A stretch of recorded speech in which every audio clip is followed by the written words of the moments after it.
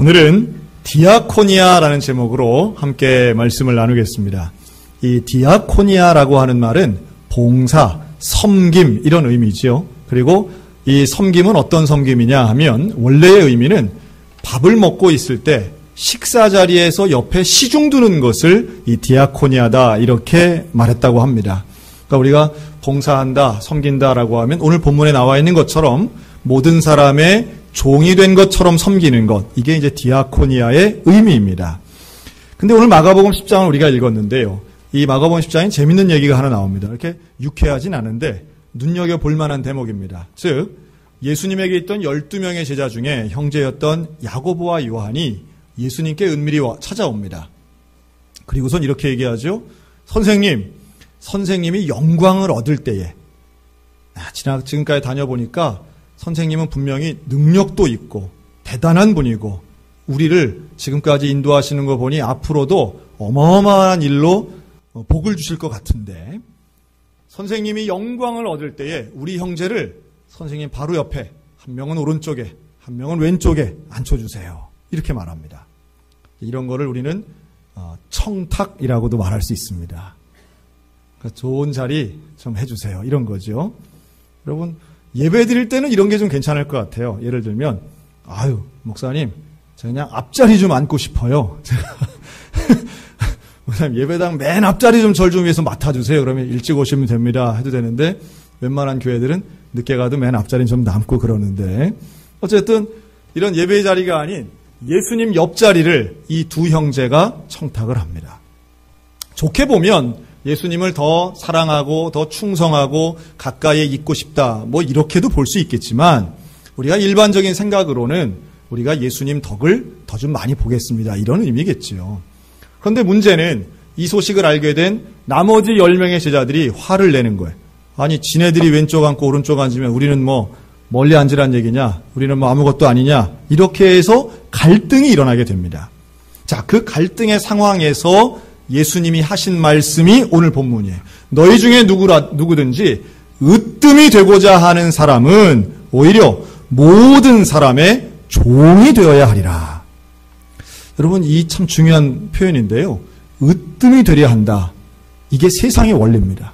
세상 사람들은 우리를 포함해서 누구나 다 으뜸이 되고자 합니다. 근데 이 으뜸이 되려고 하는 마음 자체는 문제가 아닌데, 어떤 것이 으뜸이냐는 데는 차이가 좀 있는 것 같아요. 뭐가 으뜸된 인생이냐? 사회에서 이야기하는 원리는 한 3가지를 얘기할 수 있는, 첫째는 강한 것, 두 번째는 높고 큰 것, 세 번째는 많은 것. 이걸 가지고 이제 으뜸이라고 얘기를 많이 합니다. 특별히 우리나라 사람들이 좋아하는 거 있죠? 기네스북에 등재하는 거, 최초, 사상 최대, 이런 말 되게 좋아합니다. 그냥 그럴 때는 하다못해 얼마나 사상 최대 이런 걸 좋아하냐 하면, 저기 경상도 포항에 가면 세계에서 제일 큰 가마솥 이런 거 있습니다. 이런 게 왜 필요하지? 그런데 그런 걸 하나 만드는 것이 어쨌든 사람들로 하여금 이목을 끌게 하고, 이게 되게 의미가 있나 보다, 이게 되게 중요한가 보다, 이렇게 생각을 하는 거예요. 으뜸이라고 하는 자리를 얻기 위해서 사람들은 무리수를 두기도 합니다. 강한 거 좋아하죠? 그래서 우리는 나라를 구분할 때도 꼭 강대국, 약소국 이렇게 얘기합니다. 아니, 나라를 분류하는데 기준이 많을 텐데 우리는 꼭 강한 나라, 약한 나라, 또 뭔가 강한 조직, 강성대군, 군대야 강해야 좋을 테니까 이해되지만, 강한 거에 대한 어떤 로망, 그래서 모두가 슈퍼히어로가 되는 것을 아주 최고의 어떤 영예로 생각하는 그런 느낌이 있는 거죠. 우리나라뿐 아니라 전 세계 사람들이 다 그렇다는 이야기입니다. 또 높고 큰 것도 마찬가지입니다. 이 마천루라고 그러죠. 이 빌딩들을, 아주 높은 빌딩들이 있는 뉴욕이나 서울이나 이런 데 가면 높은 건물들이 경쟁적으로 있습니다. 저건 다 왜 이렇게 높게 지었지? 라고 하는데, 건축 역사를 보면 그런 게 있어요. A 기업이 50층을 지으면 B 기업은 55층을 짓는 거예요. 그러다 보면 또 C 기업은 더 높이, 왜 더 높이 지을까요?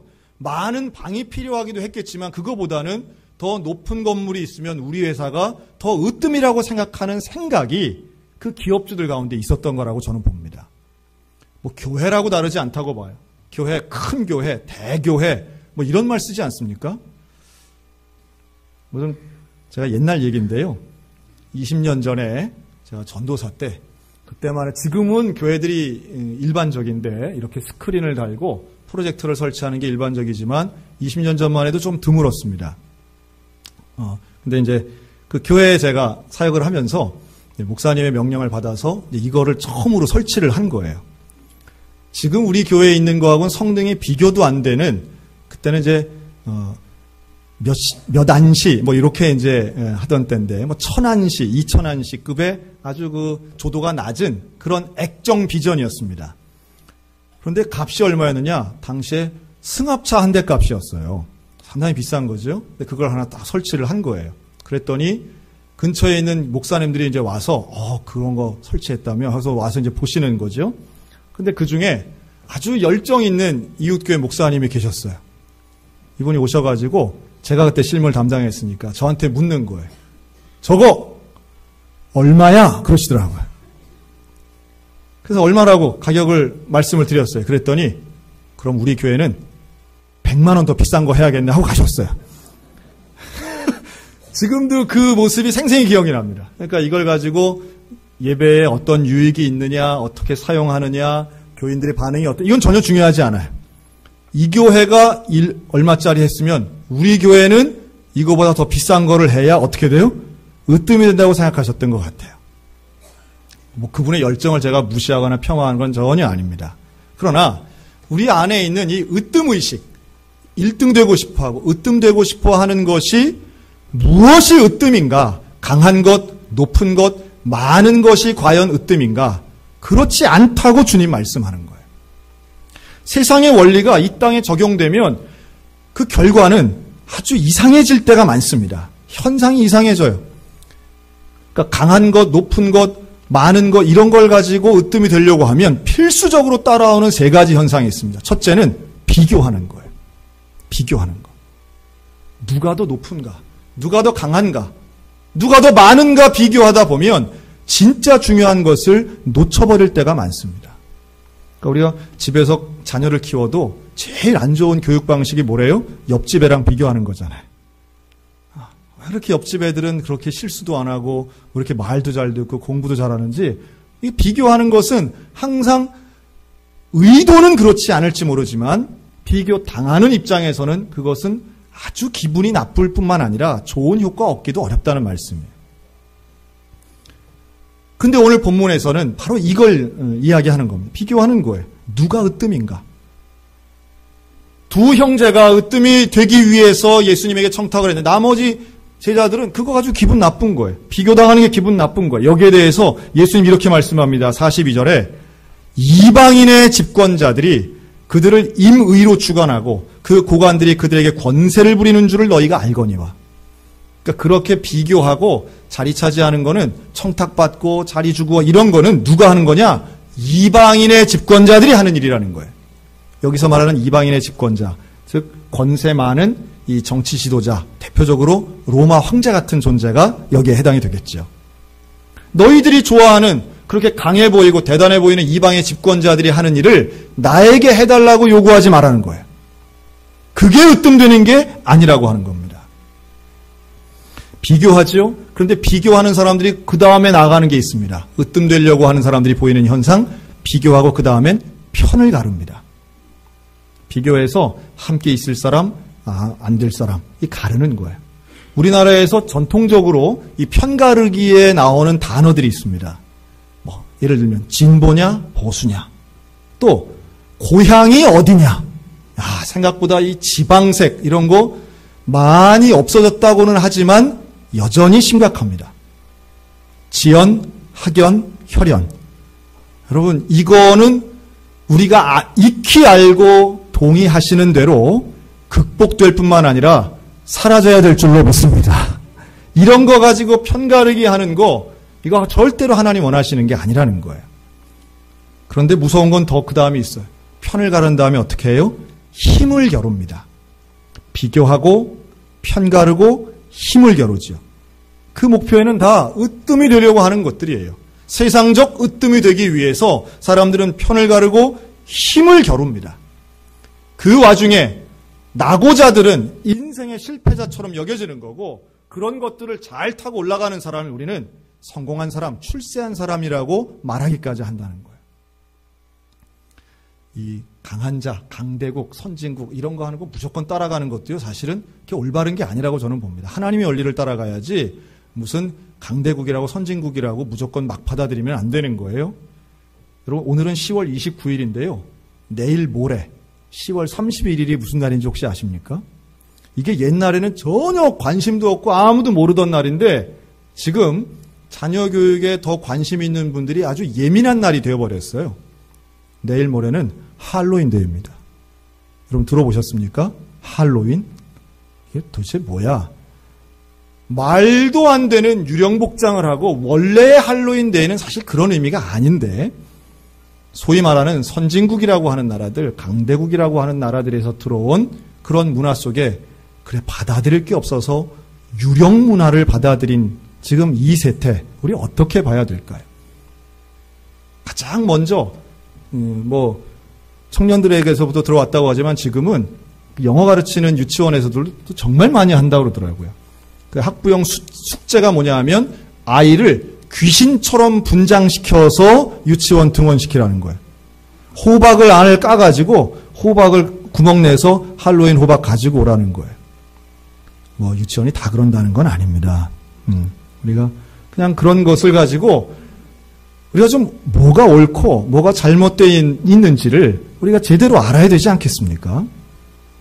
받아들이는 것, 이거 받아들이면, 이런 문화 받아들이면, 이런 어떤 걸 받아들이면 남들이 하는 것, 부자가 하는 것, 높은 사람이 하는 것 무조건 받아들인다? 여러분, 이거는 으뜸되는 방향도 아니고 우리 하나님 원하시는 것도 아니라고 저는 믿습니다. 교회도 마찬가지예요. 큰 교회가 한다고 무조건 받아들인다? 전혀 그렇지 않습니다. 큰 교회가 옳은 교회가 아니라 하나님 앞에 디아코니아의 정신을 온전히 계승하는 교회가, 또 실천하는 교회가, 모든 사람의 종이 되고자 하는 겸손한 교회가 진짜 좋은 교회인 줄로 믿습니다. 우리들도 마찬가지죠. 예수님 말씀합니다. 너희 중에는 그렇지 않을지니 라고 말하면서 너희 중에 누구든지 크고자 하는 자는 너희를 섬기는 자가 되고, 너희 중에 누구든지 으뜸이 되고자 하는 자는 모든 사람의 종이 되어야 하리라. 인자가 온 것은 섬김을 받으려 함이 아니라 도리어 섬기려 하고 자기 목숨을 많은 사람에게 대속물로 주려 함이니라. 여러분, 예수님은 하늘의 영광을 버리시고 이 땅에 겸손하게 오신 분인 줄로 믿습니다. 그리고 오셔서 섬김의 사역을 하셨는데, 이 디아코니아를 하셨는데 어느 정도까지 하셨느냐? 자기의 목숨을 대속물로 주시기까지 하셨다는 거예요. 예수님이니까 하셨지. 아이고, 내가 그게 되겠나요? 여러분, 이 땅에서 왕노릇하기보다 오히려 이 땅에서 종노릇하는 인생, 섬김의 인생을 우리 하나님은 더 인정하시는 줄로 믿습니다. 지난 3월달 우리나라에서 개봉되었던 영화가 있습니다. 천천히 평온하게라는 제목으로 개봉되었던 영화예요. 이 영화의 주인공은 바로 서서평이라고 하는 이름의 미국인 선교사의 일대기를 그린 영화였는데요. 저는 이분을 책으로 처음 만났습니다. 책 제목이래요. 바보야, 성공이 아니고 섬김이야 라는 제목이었습니다. 제목이 너무 감동적이더라고요. 바보야, 성공이 아니고 섬김이야. 원래 그녀의 이름은 엘리제 쉐핑입니다. 1880년에 독일에서 태어났습니다. 그런데 그녀가 태어나고 이 엄마가 쉐핑을 버리고 미국으로 간 거예요. 그러니까 거의 버려진 아이처럼 외할머니의 손에서 자라게 됩니다. 그리고 10살 되던 해에 엄마를 찾겠다고 혼자 대서양을 건너서 미국을 갑니다. 대단하죠? 그런데 문제는 가서 엄마를 찾았어요. 찾았는데 엄마가 그녀를 거부합니다. 이 어린 딸을 거부해요. 엄마에게 버림을 받아요. 미국에서 오갈 데가 없는 이 쉐핑은 교회를 찾아갑니다. 그리고 교회에서 도움을 받아 간호학교에 들어가게 되고요.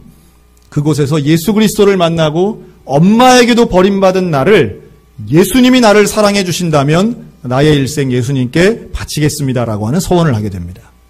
그리고 그때 당시 전 세계에서 가장 가난하고 가장 의료적 서비스를 받지 못하는 나라라고 여겨졌던 조선 땅에 선교사로 갑니다.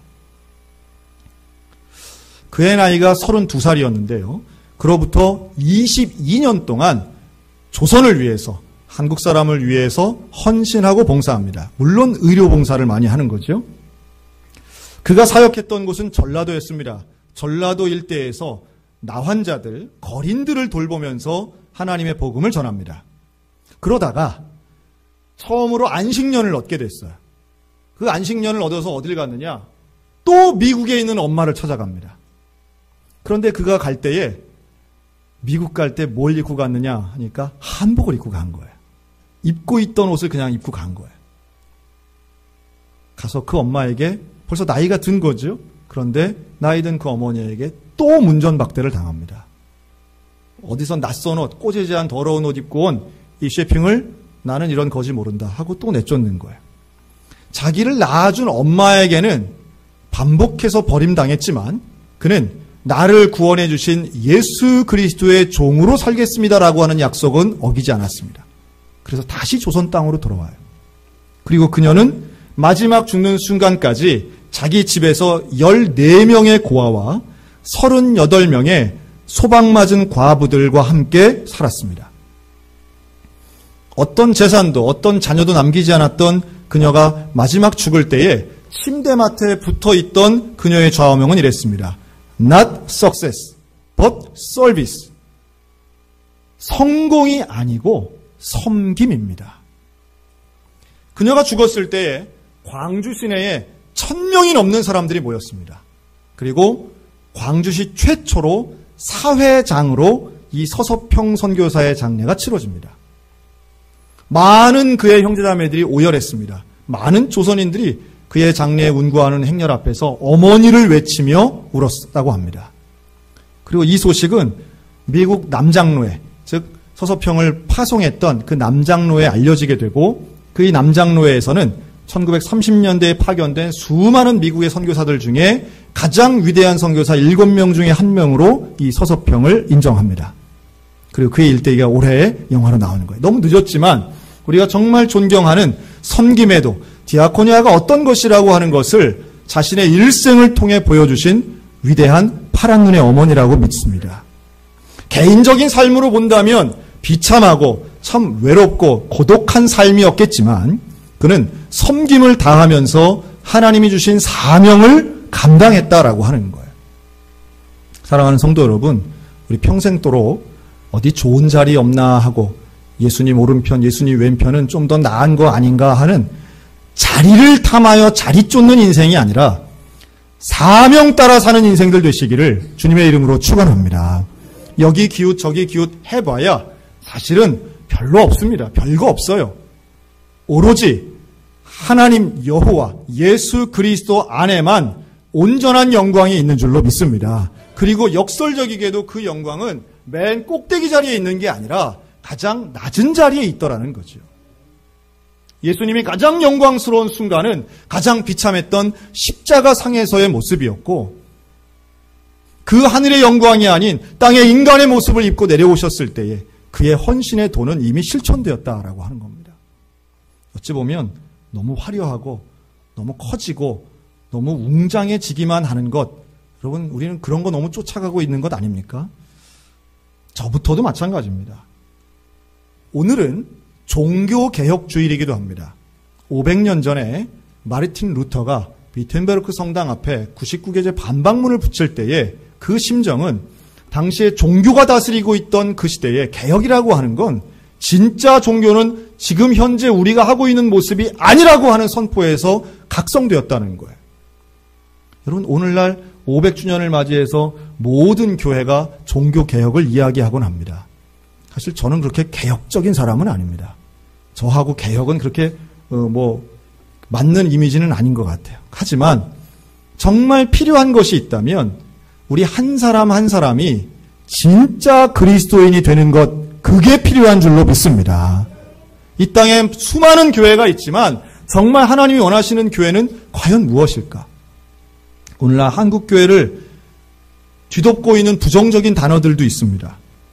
뭐 교회 세습이라든가 성공주의라든가 뭐 불평등, 양극화 뭐 이런 단어들은 오늘날 교회에 덧씌워진 오명의 또 다른 이름입니다. 하지만 여전히 교회는 소망이 있는 줄로 믿습니다. 여전히 우리 교회는 하나님의 소망이고 이 땅의 소망이라고 저는 믿습니다. 우리 소양교회가 하는 디아코니아를 통하여 하나님이 이 땅 속에 다시 한번 빛과 소금의 역할을 우리 소양교회에 맡겨주시는 줄로 믿습니다. 우리 교회를 통한 봉사가 있어요. 전 두 가지 측면이라고 보는데 하나는 교회 사역에 봉사하시는 겁니다. 이 교회 사역에 봉사하는 것은 교회에 있는 5가지 사역에 우리가 참여하는 겁니다. 예를 들면 여러분 예배가 중요하죠. 그런데 예배를 온전하게 드리기 위해서는 많은 분들의 헌신과 봉사가 필요합니다. 뭐 예를 들면 우리 성가대원들이 있겠고요. 방송실도 있겠고요. 이렇게 반주하시는 분들도 있겠죠. 또 우리가 이 예배 공간을 위해서 어제 토요일 날 같은 경우는 우리 매주 토요일마다 우리 권사님 집사님들 많이 나오셔서 다 청소하세요. 여러분들이 앉아 계신 그 의자를 매주마다 누군가는 닦고 있습니다. 여러분 내가 안 닦았다고 해서 아무도 안 닦는다고 생각하지 마세요. 누군가는 시간을 내서 와가지고 찬송 부르면 이 의자를 다 닦고 계세요. 누군가 헌신한다는 거죠. 봉사도 마찬가지입니다. 여러분 오늘 3부에 마치고 내려가 식사하실 때 여러분 그 음식 누가 합니까? 우리 교인들이 다 하시는 거예요. 누군가는 손에 물을 묻히고 하루 전부터 준비해서 음식을 다 준비하고 있습니다. 또 최근에 카페가 열었죠? 여러분 누군가는 또 와서 아침부터 와서 청소하고 준비하면서 섬기기 위해서 애쓰시는 분들이 있습니다. 누군가는 주차 봉사를 하고 있고 누군가는 차 운행을 통해서 여러 성도들을 모시고 옵니다. 여러분 이 일에 교회 사역에 우리 모두가 헌신하셨으면 좋겠습니다. 교육도 마찬가지예요. 우리 교사들 정말 위대한 봉사들을 하고 있습니다. 다른 사람을 어린이들을 섬기고 청소년을 섬긴다는 거 이게 얼마나 귀한 일인지 몰라요. 그런데 진짜 귀한 사역하시는 분들이 있습니다. 우리 구역 도우미들, 목양 사업에 봉사하시는 분들이 있어요. 구역장, 구역 강사들. 어마어마한 봉사를 하고 있다고 저는 봐요. 어떤 봉사보다 참 힘든 것이 사람을 대하는 겁니다. 사람을 대하고 권면하고 기도하고 그 안에서 예배를 인도하는 모든 사역을 그 안에서 하시는 분들. 제가 아주 우리 구역 섬김이들 보면 참 존경스러운 마음이 들어요. 여러분 구역 섬기다 보면 좋은 말 많이 들어요? 아니면 불평하고 힘들다는 말 많이 들어요? 네, 뭐 대답은 하지 않으셔도 됩니다. 우리가 연말이 되면 항상 반복돼서 제일 많이 듣는 거 있어요. 목사님 힘들어요. 못하겠어요. 나 이제 그만할래요. 이런 분들이 있어요. 어느 교회나 다 그렇습니다. 그러면서도 또 사역을 감당하고 연습을 하고 찬양대원을 하고 이 찬양단을 하고 교사를 하고 구역 강사, 구역 섬김이들을 하는 모습을 보면 담임 목사님 제가 참 마음이 뭉클해집니다. 여러분 여기 있는 우리 성도 모두가 교회 사역에 동참하시고 이 봉사에 함께 동역해 주셨으면 좋겠습니다. 우리가 다음 주에는 사역 신청서를 또 나눠드릴 거예요. 11월 한 달 동안 받을 텐데 이 사역 신청은 다른 게 아닙니다. 내가 디아코니아에 참여하겠습니다. 나도 봉사하겠습니다. 이런 의미예요. 그렇게 우리가 함께 교회 사역을 감당하면 자, 두 번째 차원이 있죠. 이웃을 섬기는 일도 가능한 줄로 믿습니다. 우리 소양교회가 참 잘하고 있는 일, 잘했고 지금도 잘하고 있는데 이웃을 돌보고 봉사하는 일들을 열심히 하고 있습니다. 뭐 자해가 장애인 반찬 봉사도 하고요. 매달마다 미용 봉사도 하고요. 직접 찾아가기도 하고 또 물질을 보내기도 하고 얼마나 많은 봉사들을 하는지 몰라요. 이 구제와 선교가 함께 나아가는데 오늘날 건강한 교회, 디아코니아를 이루는 교회는 제가 볼 땐 재정을 어떻게 쓰느냐가 제일 중요하다고 봅니다. 재정을 우리 교회만을 위해서 쓰느냐 아니면 이웃을 위해서 쓰느냐. 여기에 대해서 우리 소양교회가 얼마나 건강하게 재정을 지금 집행하고 있는가 여러분 연말에 사무총회 때 와서 한번 보시기 바랍니다. 많은 부분이 교회 바깥으로 흘러가고 있습니다. 그리고 우리 교회가 갖고 있는 다른 곳에 돈을 쓰는 것이 아니라 지난번에 우리가 공간조정공사도 했지만 교회 건물이라든가 이런 것은 빚을 지지 않고 우리 교인들이 낸 자발적인 헌금을 가지고만 했지 무리하게 더 많은 돈을 우리 교회 건물에 그렇게 많이 투자하지 않았습니다. 디아코니아가 우리에게 말씀하고 명령하는 부분은 결국 나눔이고 섬김입니다. 그것은 우리의 마음이 담긴 헌금과 아주 밀접한 관계가 있어요. 우리 주님이 오늘 우리에게 말씀하십니다. 너희가 으뜸이 되고자 하느냐? 그렇다면 모든 사람의 종이 되어 섬겨라. 여러분, 가장 낮은 자세로 섬기는 교회가 으뜸되는 교회인 줄로 믿습니다. 우리 소양교회가 그런 교회 되었으면 좋겠습니다. 다른 교회가 더 큰 교회 되는 것보다 하나님 보실 때에 으뜸되는 교회, 섬기는 교회, 그리고 하나님 마음에 드는 디아코니아를 실현하는 교회. 이 시대의 가장 위대한 진정한 종교개혁을 이루는 참된 교회 되는 저와 여러분들이 다 되시기를 주님의 이름으로 축원합니다. 아멘.